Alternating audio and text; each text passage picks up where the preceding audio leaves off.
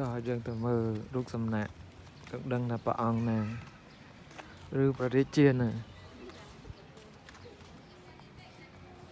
ไปอยู่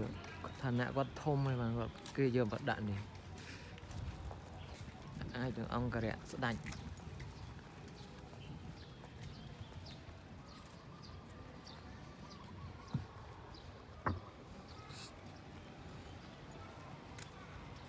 cái này để nhóm châu mà những chia cái này là tàng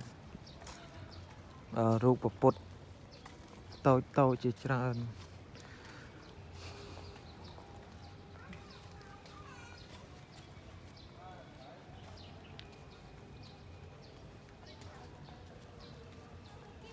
អត់ទៅសេខ្មែរ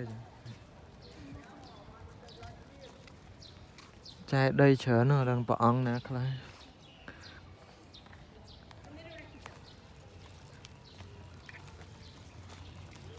អត់ដាក់ណាអូដូចជានេះព្រះអង្គព្រះបាទអង្គឌួង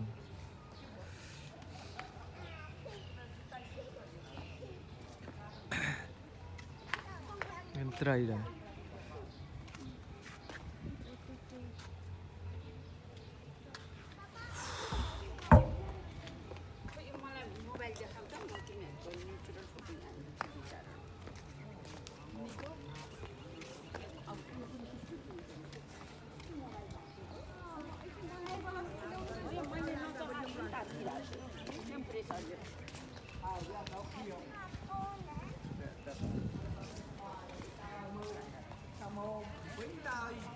បានមើលឃើញសពទីស្លាលើថាចូលវិញទៅក្រោយទៅអង្គុយទៅលើស្វាយទៅរ៉បរស់ទីសេះចូលសូហើយពោះធំនេះខ្លៃដែរហ៎ខ្លៃទៅជូរជានេះអូមែនអាកន្លែងទូមែនអាកន្លែងធំមែនមេកន្លែងធំ